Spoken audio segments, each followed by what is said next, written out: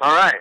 The last thing I want to do with you, John, is I want to make this financially make sense to you. I want you to look at this, and let me show you the business case.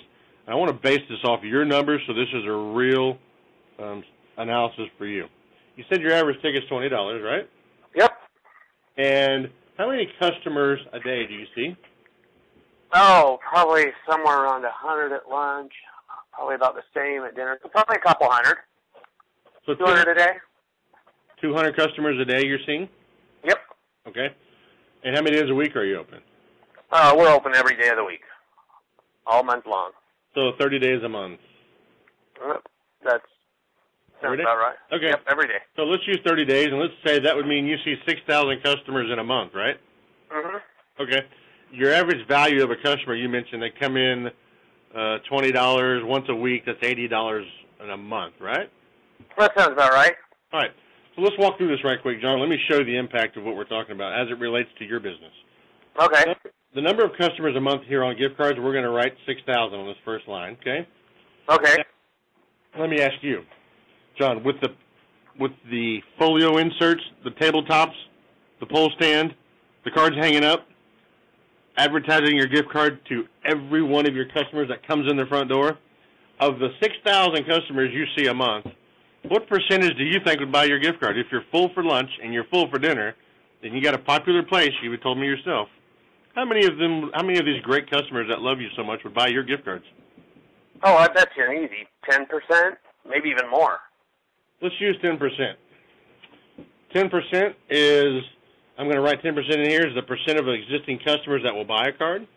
So, John, let's show you the actual gift card sold would be $600 in a month. You with me? Yeah, that makes sense. Okay, and today you sell gift certificates, you mentioned. Yeah. What's the average value of those certificates as you sell them? Oh, it varies a little, but I guess if I was to average it, probably $50. All right, well, let's do this. Let's take the average value of a gift card, even though we know that gift cards outperform paper. Plastic outperforms the paper gift certificate, 6-1. Remember I told you that? Mm-hmm. The average gift card value is typically double the average ticket. You've been selling them at $50. Let's take it down to $40. Let's just make it double your average ticket, okay?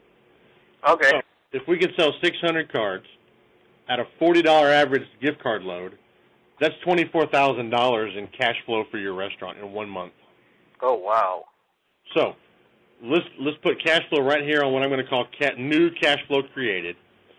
So now keep in mind, that's cash flow that's going to need to be redeemed at a future date because it's gift card values that have been given to you, right? You've been selling cards, and that's how much you sold. Right. Remember the breakage I talked about? The amount of cards that you can't help it. It's a national average. It's a natural program. It's breakage. It happens to every business. 20% breakage is what restaurants experience. So I'm going to say that 20% of your $24,000 is $4,800. That's money, John, that you keep. Okay. So on the total line down here, I'm going to put $24,000 in cash flow. I'm going to write $4,000. Let's take it down a little bit. Let's say your customers like to come back and use your card because you do have a great business. Let's say you only experience $4,000 in breakage. That's still free money for the restaurant. Wow. Does that make sense to you? Yeah, it makes sense. It's kind of shocking, but wow. Okay, let's go down to rewards. This is probably the most exciting part of the program, and it's going to have the most impact. Let me show you why. Number of customers per month hasn't changed, John. You have 6,000 customers. The minimum purchase to receive a card. Remember I asked you what would be the minimum purchase you would like to have your customers spend to get your card, and you said $40? Yeah, $40. So that's double the ticket. That's good. I think that'd be perfect for you. Now, what percentage of these 6,000 customers, John, that you see in a month spend $40 or more?